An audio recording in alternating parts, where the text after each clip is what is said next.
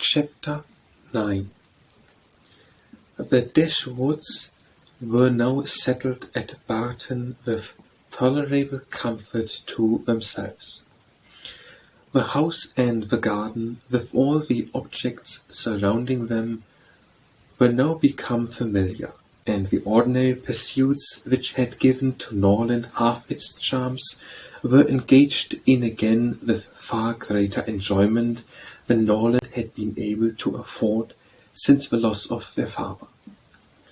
Sir John Middleton, who called on them every day for the first fortnight, and who was not in the habit of seeing much occupation at home, could not conceal his amazement on finding them always employed.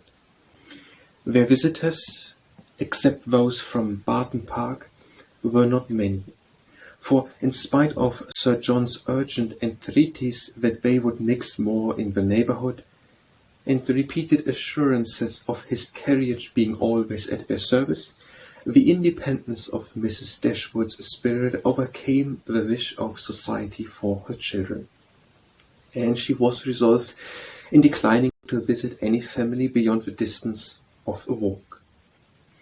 There were but few who could be so classed, and it was not all of them that were attainable.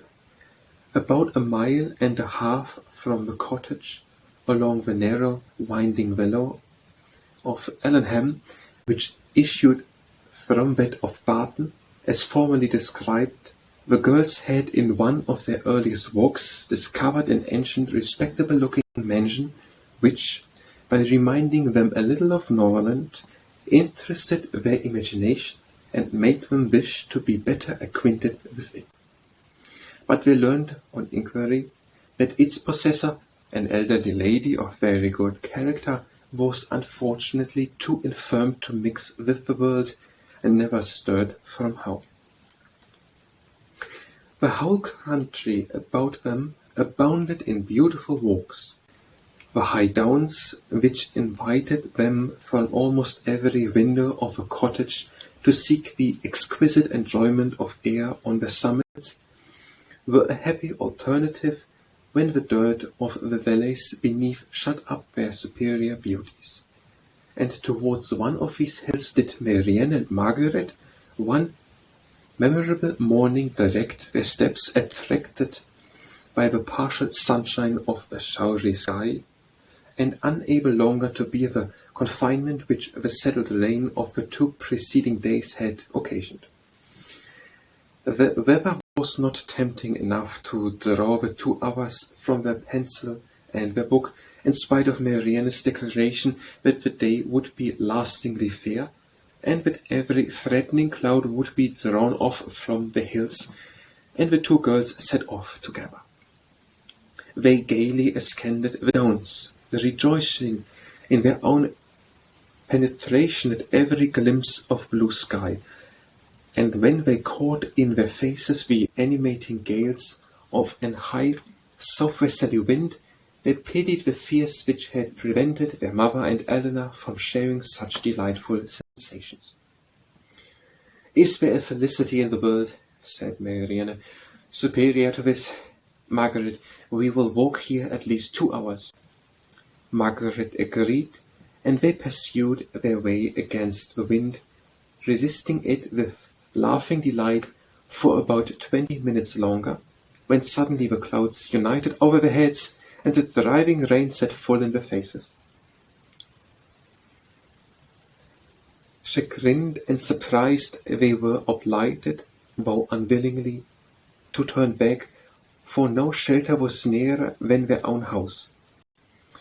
One consolation, however, remained for them, to which the exigence of the moment gave more than usual propriety. It was that of running with all possible speed down the steep side of the hill which led immediately to their garden gate. They set off. Marianne had at first the advantage, but a false step brought her suddenly to the ground, and Margaret, unable to stop herself to assist her, was involuntarily hurried along and reached the bottom in safety.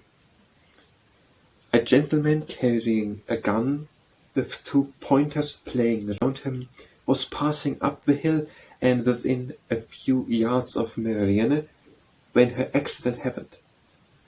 He put down his gun and ran to her assistance. She had raised herself from the ground, but her foot had been twisted in the fall, and she was scarcely able to stand. The gentleman offered his services, and perceiving that her modesty declined what her situation rendered necessary, took her up in his arms without further delay, and carried her down the hill. Then passing through the garden, the gate of which had been left open by Margaret, he bore her directly into the house, whither Margaret was just arrived, and quitted not his hold till he had seated her in a chair in the parlour. Eleanor and her mother rose up in amazement at their entrance, and while the eyes of both were fixed on him with an evident wonder and a secret admiration which equally sprung from his appearance, he apologized for his intrusion by relating its cause in a manner so frank and so graceful that his person, which was uncommonly handsome, received additional charms from his voice and expression. Had he been even old, ugly, and vulgar, the gratitude and kindness of Mrs. Dashwood would have been secured by any act of attention to her child. But the influence of youth, beauty, and elegance gave an interest to the action which came home to her feelings. She thanked him again and again, and with a sweetness of address which always attended her, invited him to be seated. But this he declined, as he was dirty and wet. Mrs. Dashwood then begged to know to whom she was obliged. His name, he replied, was Willoughby, and his present home was at Allenham, from whence he hoped she would allow him the honour of calling to-morrow to inquire after Miss Dashwood. The honour was readily granted, and he then departed to make himself still more interesting in the midst of an heavy rain. His manly beauty and more than common gracefulness were instantly the theme of general admiration, and the laugh which his gallantry raised against Marianne received particular spirit from his exterior attractions. Marianne herself had seen less of his person than the rest, for the confusion which crimsoned over her face, on his lifting her up, had robbed her of the power of regarding him after their entering the house. But she had seen enough of him to join in all the admiration of the others, and with an energy which always adorned her praise. His person and air were equal to what her fancy had ever drawn for the hero of a favourite story. And in his carrying her into the house with so little previous formality, there was a rapidity of thought which particularly recommended the action to her. Every circumstance belonging to him was interesting. His name was good, his residence was in the favoured village, and she soon found out that of all manly dresses a shooting jacket was the most becoming. Her imagination was busy, her reflections were pleasant, and the pain of a sprained ankle was disregarded. Sir John called on them as soon as the next interval of fair weather that morning allowed him to get out of doors, and Marianne's accident being related to him, he was eagerly asked whether he knew any gentleman of the name of Willoughby at Allenham. "Willoughby!" cried Sir John. "What is he in the country? That is good news, however. I will ride over to-morrow and ask him to dinner on Thursday." "You know him, then?" said Mrs. Dashwood. "Know him, to be sure I do. Why, he is down here every year. And what sort of a young man is he?" "As good a kind of fellow as ever lived, I assure you. A very decent shot, and there is not a bolder rider in England."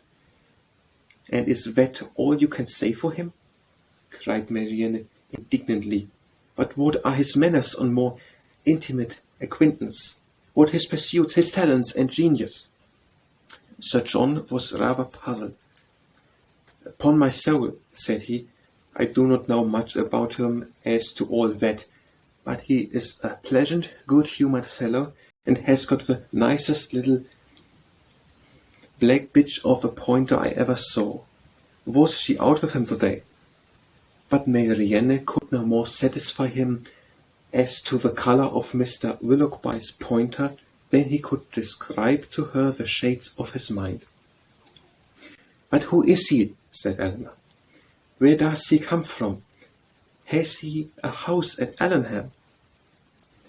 On this point Sir John could give more certain intelligence, and he told them that Mr.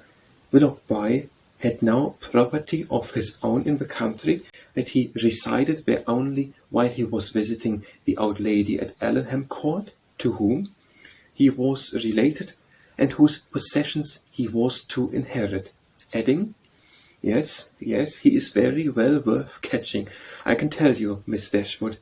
He has a pretty little estate of his own in Somersetshire besides, and if I were you, I would not give him up to my younger sister in spite of all this tumbling down hills. Miss Marianne must not expect to have all the men to herself. Brandon will be jealous if she does not take care. I do not believe, said Mrs. Dashwood with a good-humoured smile, that Mr. Willoughby will be incommoded by the attempts of either of my daughters towards what you call catching him. It is not an employment to which they have been brought up.